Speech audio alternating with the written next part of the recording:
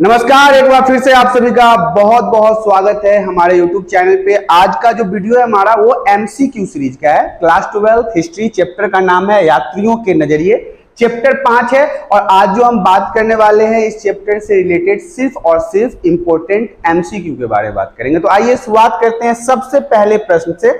सबसे पहला प्रश्न हमारा कहता है वास्को डी गामा कब भारत पहुंचा। वास्को डी गामा, आपको पता है कि भारत के खोजकर्ता में कई सारे लोगों के नाम आते हैं, जिसमें वास्को डी गामा का जो नाम है वो सबसे तो यहाँ पे मैं बता दूं कि वास्को डी गामा जो है वो 17 मार्च 1498 में आया। हालांकि कई जगहों पे आपको ऐसी भी जानकारी मिलेगी कि 15वीं सदी में आया था, लेकिन यहाँ पे अगर आप एग्जैक्ट टाइम देखें तो मार्च का समय है, मतलब शुरुआती साल का ही समय था और 1498 में आया। तो आप कह सकते हैं कि 14वीं सदी के लास्ट में भी आया था।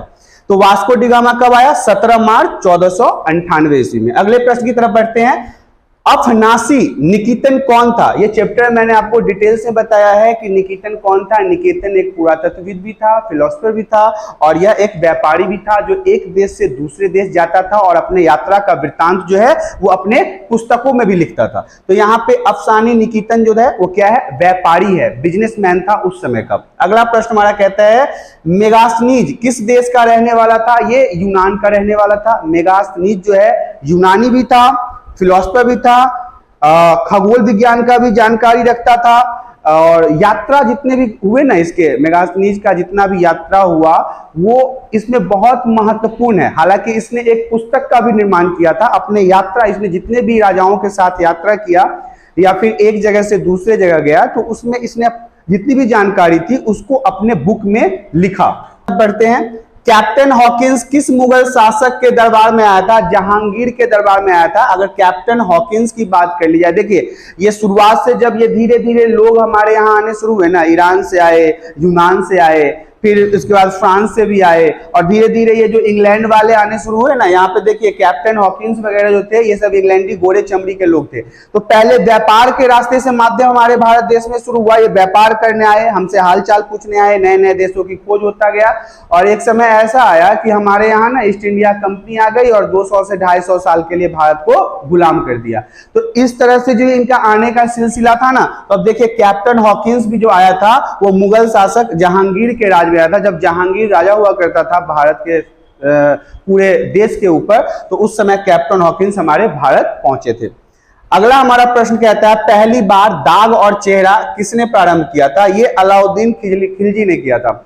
अब देखिए दाग और चेहरा ये दोनों जो है वो घोड़े से रिलेटेड है, अश्व से रिलेटेड है। आप ये नहीं समझ लीजिएगा कि हमारे चेहरे वगैरह में दाग से संबंधित कोई चीजें हैं।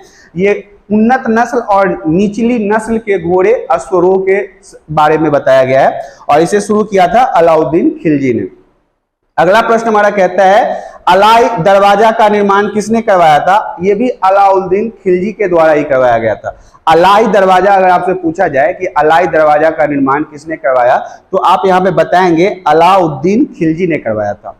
अगला प्रश्न है हमारा चित्तौड़ के विजय स्तंभ का निर्माण किसने करवाया था? राणा कुंभा ने करवाया था। चित्तौड़ आपने बहुत सारे कहानियों में चित्तौड़ और चित्तौड़गढ़ का नाम बहुत ज्यादा आता है, क्योंकि चित्तौड़ के बारे में अगर बात होगी तो आपको बताना है कि जो विजय स्तंभ है वो राणा कुंभा के द्वारा बनवाया गया था। अगला प्रश्न हमारा कहता है पद्मिनी किस राज्य की रानी थी? तो मेवाड़। अभी मैंने आपको बताया था ना पद्मिनी जो मेवाड़ अभी चर्चा में आया था, तो ये रानी जो थी पद्मिनी वो मेवाड़ की रानी थी और इसके ऊपर फिल्में भी बन चुकी है। अगला प्रश्न हमारा कहता है दिल्ली सल्तनत का संस्थापक किसे माना जाता है? कुतुबुद्दीन ऐबक। ये 1000 ईस्वी के समय की बात है, 1000 के आसपास जब दिल्ली सल्तनत का निर्माण हो रहा था। उस समय के जो प्रेजेंट राजा थे वो कुतुबुद्दीन ऐबक थे और उन्हीं के द्वारा इसके संस्थापक को माना जाता है। माना जाता है ऐसा कि दिल्ली का जो संस्थापक है वो कुतुबुद्दीन ऐबक था। अगला प्रश्न हमारा कहता है मेगास्थनीज कौन था? तो मैंने बताया राजदूत था, यूनान का रहने वाला था और लेखक भी था, इतिहासकार भी था, लोगों के जीवनियों के बारे में बहुत सारी चीजें लिखा है, अपनी खुद की पुस्तक भी लिखा है, लेकिन मेनली जो था ये राजदूत था जो यूनान से आया था हमारे भारत में। अगला प्रश्न हमारा कहता है तहकीक हिंद में किसका यात्रा वृत्तांत लिखा हुआ है? अल बरूनी। अल बरूनी के बारे में मैंने आपको चैप्टर में बहुत ही विस्तार से बताया। पहले तो बता दूं कि और यह एक यात्री था। यात्री मतलब एक देश से दूसरी जगह जाके वहां के चीजों को इकट्ठा करना। तो ये सारी चीजें अल बरूनी के बारे में है। और अल बरूनी जो है बहुत पढ़ा लिखा इंसान था, बहुत ज्यादा पढ़ा लिखा इंसान था। अगला प्रश्न हमारा कहता है मध्ययुगीन यात्रियों का सरताज किस यात्री को कहा जाता है? Marco Polo. ये भी हमारे भारत आया था मार्को पोलो, ये मध्य युग में हमारे यहाँ आया था, इसलिए इसे यात्रियों का सरताज के नाम से भी जाना जाता है। अगला प्रश्न हमारा कहता है कौन विदेशी यात्री पेशे से चिकित्सक था? ये वर्नियर, ये फ्रांस का रहने वाला था वर्नियर। ये पेशे से चिकित्सक था और हमारे यहाँ आके राजा के दरबार में फैमिली डॉक्टर जैसे होता है ना, वैसे डॉक्टर की तरह यहाँ पे रहता था। दारा सिको के यहाँ, याद रख लीजिएगा, दारा सिको के यहाँ पे ये फैमिली डॉक्टर की तरह रहता था। अगला प्रश्न हमारा कहता है किस विदेशी यात्री को हीरो की खानों में रुचि थी? टेवर्नियर जो था उसे भारत के अंदर जो हीरे की खान था, डायमंड का खान था, उसमें बहुत ज्यादा रुचि था। अगला प्रश्न हमारा है घुमक्कर शास्त्र नामक पुस्तक के लेखक कौन है? राहुल संकीर्तयान। ये जो है एक पुस्तक है घुमक्कर शास्त्र, मतलब जो यात्री होते हैं ना, उसे हमारे भारत में घुमक्कर कहा जाता है। जो बहुत ज्यादा घूमते हैं, एक जगह से दूसरे जगह जाते हैं, उन्हें घुमक्कर के नाम से जानते हैं। तो ऐसे अगर पुस्तक बनाया गया घुमक्कर शास्त्र, जिसके लेखक कौन है? राहुल संकीर्तयान। अगला प्रश्न हमारा कहता है किस यात्री ने कश्मीर को पृथ्वी पर अतुलनीय बताया? बर्नियर। ये जो फ्रांस वाले तीर्थयात्री थे जो तीर्थ पे आए थे हमारे भारत में, इनको एक बार मौका मिला मुगल सैनिकों के साथ कश्मीर घूमने का। ये कश्मीर घूमने गए, उसके बाद तो ये कश्मीर के फैन हो गए। इन्होंने अपने किताब में भी लिखा, जो इन्होंने किताब बनाया है, जो इन्होंने किताबें लिखी है, उसमें बताया कश्मीर जो है एक बहुत ही अतुलनीय जगह है जो भारत के अंदर है, बहुत ही मतलब स्वर्ग माना है उसको। अगला प्रश्न हमारा कहता है मार्को पोलो ने 13वीं शताब्दी में किस स्थान से चलकर चीन और भारत की यात्रा की थी? वेनिस से चलकर इन्होंने भारत और चीन की यात्रा की थी। Venice is the right answer. अगला प्रश्न हमारा कहता है फ्रांसवा वर्नियर किस शासक के शासन काल में भारत आया था? औरंगजेब के शासन काल में फ्रांसवा वर्नियर भारत पहुंचा था। Travels in the Mughal Empire किसका वृत्तांत है? ये फ्रांसवा वर्नियर, यही जो फ्रांस के जो चिकित्सक थे और घुमक्कर भी थे कह सकते हैं, या फिर यात्री भी कह सकते हैं, जो दारा सिको के यहाँ आके उनके डॉक्टर के रूप में उनका इलाज करते थे। उसके बाद फिर इन्होंने अपना जगह भी चेंज कर लिया था। तो ये क्या थे? इन्होंने Travels in the Mughal Empire, क्योंकि ज्यादातर इनका रहन सहन जो था वो मुगलों के साथ हुआ, इन्होंने मुगलों के साथ ज्यादा समय बिताया, इसलिए इन्होंने जो पुस्तक लिखी उसका नाम भी था Travels in the Mughal Empire. François Bernier ने इसका निर्माण किया था। अगला प्रश्न हमारा कहता है बर्नियर किसके काल में भारत आया था? शाहजहां के काल में आया था। अगर आपसे पूछा जाए बर्नियर किस समय भारत में एंट्री लिया, तो उस समय हमारे देश में शाहजहां का शासन हुआ करता था। नेक्स्ट क्वेश्चन कहता है फ्रांसवा बर्नियर कौन था? तो देखिए एक चिकित्सक भी था, एक राजनीतिक और दार्शनिक मतलब फिलोसफर भी था, और एक इतिहासकार भी था। इन सभी चीजों के बारे में हमने ऑलरेडी डिस्कस कर लिया। अगर फ्रांसवा बर्नियर के बारे में पूछा जाए तो ये सिर्फ और सिर्फ यात्री नहीं था, ये सिर्फ और सिर्फ घुमक्कर नहीं था, चिकित्सक तो था ही और एक दार्शनिक भी था। अगला प्रश्न हमारा कहता है फ्रांसवा बर्नियर किस देश से भारत आया था? अगेन रिपीट है लेकिन इंपॉर्टेंट है, याद रखिएगा, फ्रांस से ये भारत की तरफ आया था। नेक्स्ट क्वेश्चन कहता है पृथ्वीराज रासो का लेखक कौन था? ये था चंद बरदाई। देखिए ये पृथ्वीराज जो है ना, ये एक रासो एक पुस्तक लिखा गया था जो चंद बरदाई के द्वारा लिखा गया था। ये बहुत ही फेमस है, खासकर हमारे भारतीय संस्कृति में और भारतीय इतिहास के लिए। तो यहाँ पे आपको याद रखना है पृथ्वीराज रासो के अगर लेखक पूछा जाए, हालांकि पूछा जाएगा, ये बहुत इंपॉर्टेंट है, तो चंद बरदाई का नाम आप याद रखिएगा। नेक्स्ट क्वेश्चन हमारा कहता है दिल्ली सल्तनत की पहली और अंतिम महिला शासक रजिया सुल्तान थी। दिल्ली में अगर किसी महिला शासक ने शासन किया है और वो अंतिम रूप से है, अगर मतलब लास्ट की बात किया है, सबसे अंतिम, तो आप नाम बताइएगा। रजिया सुल्तान, जिन्होंने दिल्ली सल्तनत की पहली और अंतिम महिला शासक थी। औरतों में ये पहली भी थी और अंतिम भी थी। अगला प्रश्न हम देखते हैं दिल्ली सल्तनत का अंतिम सुल्तान कौन था? इब्राहिम लोदी। इब्राहिम लोदी जो है वो दिल्ली सल्तनत का सबसे लास्ट वाला शासक हुआ, और या फिर आप सुल्तान कह लीजिए। उस समय ना मुगल के जितने भी बड़े बड़े शासक हुआ करते थे उनको हम सुल्तान के नाम से जानते हैं। तो इब्राहिम लोदी जो है वो दिल्ली का सबसे अंतिम शासक था। अब बढ़ते हैं, सुल्तानों में घोड़ों को दागने की प्रथा की शुरुआत किसने की थी? अलाउद्दीन खिलजी ने किया था। देखिए, सुल्तानों में घोड़ों को दागने की प्रथा भी अलाउद्दीन खिलजी के द्वारा ही शुरुआत किया गया था।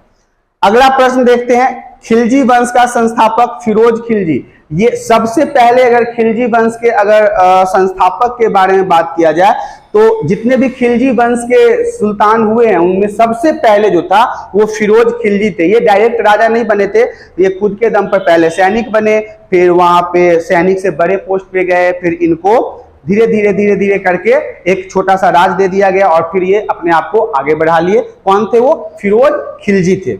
अगला प्रश्न हमारा कहता है, रेहला नामक पुस्तक किसकी रचना है? Ibn Battuta. इब्न बतूता भी एक प्रकार का यात्री था जो भारत घूमने आया था, बहुत जिद्दी यात्री था, और इन्होंने जो पुस्तक लिखी उसका नाम रेहला रखा। रेहला इब्न बतूता की लिखी गई पुस्तक है। नेक्स्ट क्वेश्चन हमारा कहता है, किताब उर रेहला में किसका यात्रा वृत्तांत मिलता है? Ibn Battuta. अभी मैंने बताया इन्होंने ही रेहला को लिखा था, और इस पूरे पुस्तक में इब्न बतूता ने जितने भी जगहों पे यात्रा किया है उन सभी के बारे में विस्तार से जानकारी मिलता है। अगला प्रश्न हमारा कहता है, इब्न बतूता ने भारत की यात्रा किस शताब्दी में की? 14वीं शताब्दी में की। मैं आपको एग्जैक्ट टाइम बता देता हूं, 1440 में इब्न बतूता भारत आया था, 1440 में।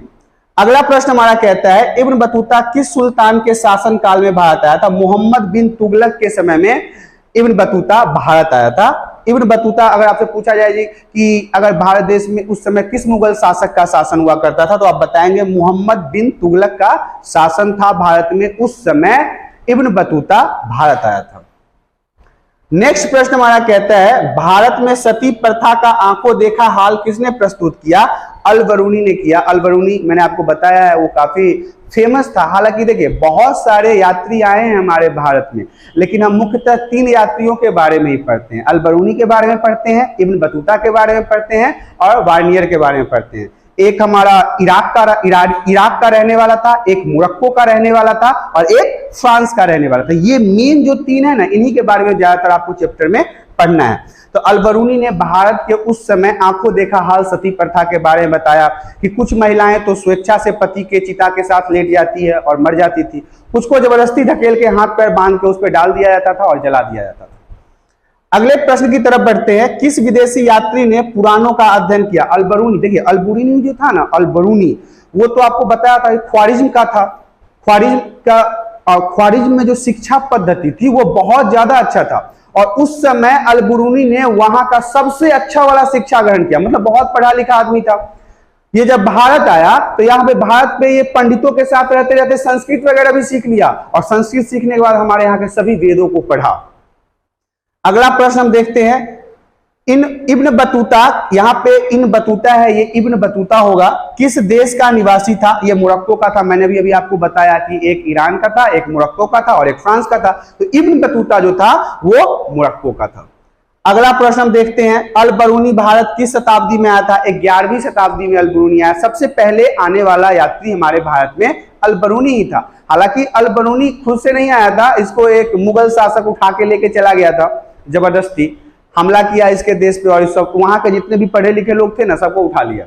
और उस समय गजनवी का नाम मैंने आपको चैप्टर में बताया है, गजनवी ही था जिसने इन सबको किडनैप कर लिया था, एक तरह से आप कह सकते हैं, और उठा के ले आया। उस समय गजनवी का शासन हमारे भारत पे भी था। भारत का जो पंजाब प्रांत है वहां तक उसका शासक था, तो ये उसको उठा के यहाँ पे पटक दिया पंजाब प्रांत में। तब से ये अल-बरूनी यहीं पे रहने लगे, और इनकी दिलचस्पी बढ़ गई हमारे भारत देश के प्रति, और 70 साल की आयु में इनकी मृत्यु हुई। जब तक ये मरे नहीं तब तक ये भारत के बारे में रुचि दिखाते रहे।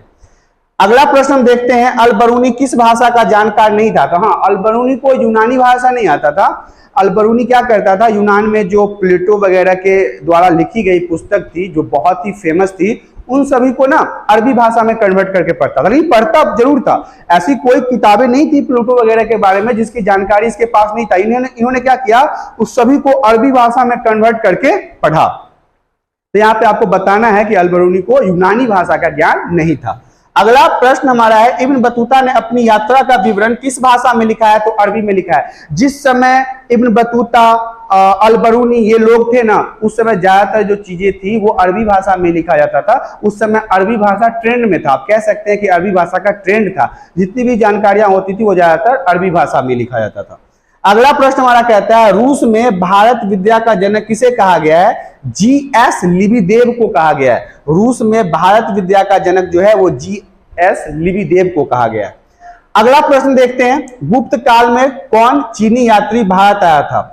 फाहियान। गुप्त काल का जब समय था, गुप्त काल के बारे में मैंने आपको चैप्टर में बताया है। गुप्त काल का एक लंबा वंशज के बारे में बताया, कौन कौन से राजा हुआ करते थे गुप्त काल में। तो यहाँ पे मैं बता दूं कि गुप्त काल के समय जो चीन से एक यात्री भारत आया था उसका नाम था फाहियान, ये चीनी यात्री थे। अगला प्रश्न हमारा कहता है, अल-बरूनी किसके साथ भारत आया था? तो मैंने आपको बताया ना, मोहम्मद गजनी ने इनको किडनैप कर लिया था और किडनैप करके उठा के यहाँ पे ले आया था, और इनके साथ और भी बहुत सारे लोगों को उठा के ले आया था। तो मोहम्मद गजनी ने अल-बरूनी को ले आया भारत। अगले प्रश्न की तरफ बढ़ते हैं, इंडिका का लेखक मेगास्थनीज था। यह भी एक यूनानी राजदूत था जो भारत आया था और इसने एक पुस्तक लिखा जिसका नाम था इंडिका। किसने लिखा? मेगास्थनीज ने। मेगास्थनीज के द्वारा लिखी गई पुस्तक का नाम ही इंडिका है। अगला प्रश्न हम देखते हैं, दिल्ली के किस सुल्तान को लाख बख्श कहा जाता है? कुतुबुद्दीन ऐबक को। कुतुबुद्दीन ऐबक जो था उसी को हम लाख बख्श के नाम से भी जानते हैं। इस तरह से आपने देखा कि इस चैप्टर में आने वाले जितने भी इंपॉर्टेंट एमसीक्यू थे वो समाप्त हो चुके हैं। यदि किसी भी एमसीक्यू में आपको परेशानी होती है तो आप हमें कमेंट करके बताएं। साथ ही साथ यदि आप चैनल पे पहली बार आए हैं तो चैनल को सब्सक्राइब करें, और वीडियो पसंद आती है तो वीडियो को लाइक करें। हम फिर से आप सभी के साथ रूबरू होंगे अगले वीडियो में, तब तक के लिए धन्यवाद।